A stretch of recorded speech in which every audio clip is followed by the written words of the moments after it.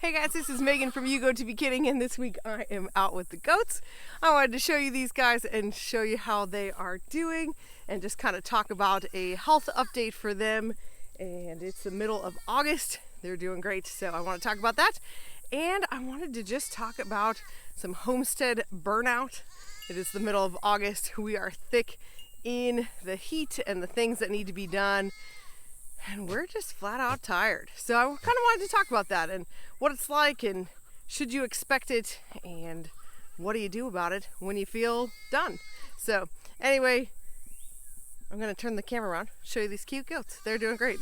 This is our lady pen. They've got some shelters. They're down out back here. And then actually just right across the way are our boy crew. Alder is the white one straight in front. He's making lots of noise. But they're doing great. These electric nets are awesome. But I wanted to talk about our ladies. This is the middle of August, so we're starting to kind of get into drought conditions. It hasn't rained here on our property in quite a while, several weeks now. Well, let me be clear. It has sprinkled and we've gotten rain all around us, but we have not gotten an actual soaking at all in quite a bit. I wanted to show you Ivy. She's the one that I wanted to give a real good update on. There she is. She is through the fence, through the shelter. So Ivy is our black and white goat. And I just wanted to talk about all of our goats have been so healthy this year. And I'm so thankful. I think a lot of things have contributed. I think our mineral system, which I have several videos about if you are curious about the minerals we use. And I think just keeping them off of the wet grass early this spring and moving them around like we have each year. But for the first time in almost a year, Miss Ivy is shiny and soft. Oh, she's stepping on my toe. Oh, goats, personal space. But she has struggled with dandruff for the last year. We have been using our mineral buffet for right at a year. So she went her entire pregnancy over winter with access to individual minerals and all spring and birthing season, and we are just now seeing the results on her. So everybody else had shined right up and had done super well, but Ivy has always struggled, and she struggled with the red in the back of her legs, Missy? And just in the last like 3 weeks, it has been a marked change in her coat, and so I just wanted to share that because that is so exciting. And everybody else out here also looks great. It's just that Ivy was the one that was slow to look good. Tansy is nice and soft. These are some of our yearlings, Clover and Marigold. Hello, sweetie. And then this is Maple, this year's mama. She's doing great. And Iris. So we're gonna have to have a video about breeding season and what we're doing with all these ladies, but we'll get to that. We are not quite there yet. I just wanted to share about Ivy because she is looking awesome and I am really excited about that. This week the thing that's really been on my mind and on my heart is actually burnout. We are well into August. It is hot. It is all the things. It's harvest season and we're tired. And there's a famous Joel Salatin quote about homesteaders burning out. It's like 2 years to get in, 2 years to burn out, and then like 2 years to get out or something like that. 6-year cycle.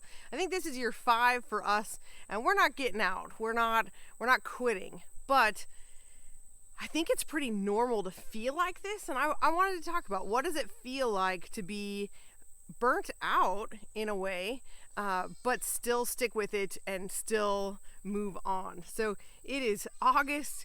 We have done 2 rounds of our meat chickens, but we have 1 round to go. We have our meat turkeys just starting to grow out, and those are the boys' special project, but it's still work to do and a processing day that kind of looms over. I'm thankful it's only 12 to 13 turkeys. That shouldn't be too bad at all, but it's still something to do. The garden is in full swing. It is fully overwhelming. Harvest season is upon us. There are tomatoes and peppers galore, which I am so grateful for.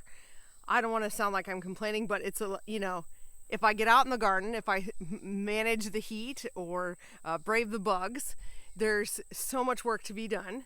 And if I manage pruning the plants and pulling weeds and doing the things that I should be doing, then there's harvesting.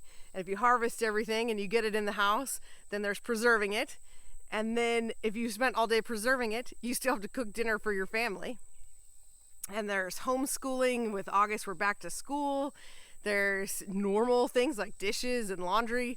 And the dishes are, double since you're preserving all that food. So it's just a lot, and this is the season where we're in the thick of it. And I just wanted to talk about, this is normal. It's okay to feel like this. And I guess maybe, what we're doing about it, what we're not doing in this season of burnout. And I think that can be valuable for somebody that's just starting. One, to know that it gets hard. There are seasons where you're just done, and that's okay.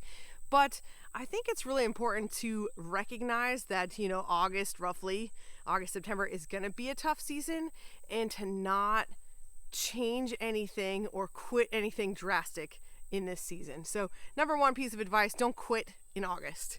So by all means, we are having discussions about, hey, are these things working for us? Are the dairy goats working? As we're starting to look at breeding season for next year, we're having very serious discussions about how many goats are we going to have in milk? How many goats do we want to keep on the property? Yet again, the discussion comes around to, should we just get a cow? Does that actually help us? We are also having conversations about, hey, is the garden too big? Is this too much? Should we be doing something better? Did we grow the right things that made good use of our space and our time and are the things we actually like to eat? We are talking about projects that need to get done, like infrastructure, sheds, buildings. We have that greenhouse, that high tunnel that we took down that we have not gotten back up, and we really would like to get to that. But it's hard to find time when we're busy like now. So anyway, number one, talk about what needs to change, but don't change anything in August. Give yourself another month or two to tough it out. And if you really need to change something, wait until it's a different season where you're not just exhausted and want to get rid of everything. Because I could see where that would be very appealing sometimes. But that was number one. Don't quit anything in August. And just evaluate your goals and priorities, and then make good decisions. Give yourself some time to make those decisions. A number two thing I think would be find ways to be encouraged. So we are believers, and I know that the more I spend time reading the Bible and being in community or Bible study and talking to friends and sharing with friends, that they can be encouraging to me. And the Bible is very encouraging and helps me know that this is the work God has set before me. And so this is the work that I have to do, and that's okay. And that's another evaluation question. Are you doing lots of things because you think you are supposed to be, or because you think that is the thing that God has given you to do? And I know in homesteading, another thing that happens a lot is that we're supposed to be self-sufficient and we're supposed to do it all ourselves. And I think that is a little bit of a lie. We are not supposed to do it ourselves. I think we're supposed to be good stewards. We're supposed to take care of what God gives us. And I think we should be good stewards of His earth. And some of that includes how we care for our land, how we care for our animals, how we care about how our food is raised. That's all great. But I don't think it's supposed to be all the things for all of us. And that can even just be cooking at home. It doesn't even have to be you raise all the animals. You don't have to homestead for that to apply. So I would challenge you in this season, when you're feeling tired and overwhelmed, stop and spend some time praying about, hey, are these actually the things that we're supposed to be doing? And that's basically what I talked about, priorities. Are you doing the things that serve you? Is this what God has for you? Are the things you're doing serving your farm and your family well? So for us, looking at milk and just deciding, hey, we're getting 1.5 gallons of milk and each day, and we're trying to manage how to use that well. And that, sometimes we use it well and sometimes we don't. Thankfully, the worst that happens is that it goes to the dog or to the meat chickens. And I had to realize that it going to the meat chickens is an incredibly worthwhile venture. That is actually worth my time and energy if a portion of it goes to help raise out our meat birds to be bigger and to grow better. And I shouldn't feel bad about that. So that was encouraging. I think the third thing that's important to realize about burnout is that it's okay to do hard things. It's good to do hard things. So we should want to be challenged and do hard things. So all that to say, I'm tired. We have evaluated what we've got going on and what things serve us well. And honestly, I don't think we have too much right now. I think we're just in the thick of it. And it's good to have seasons of hard. It's where we learn. That's where we grow. That's where God teaches us things. Like, sometimes we are too afraid for things to be uncomfortable or to hurt or to be hard.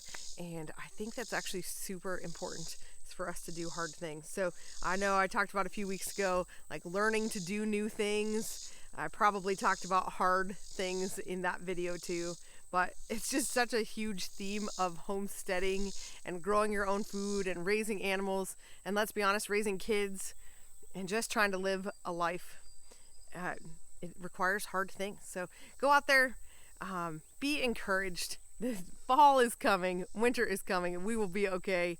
And we'll make it through. So anyway, I hope that's encouraging. I hope that gives you some ideas, and I hope that you will just press forward, press on into the things that you are supposed to do. And we'll see you next week. Thanks for watching.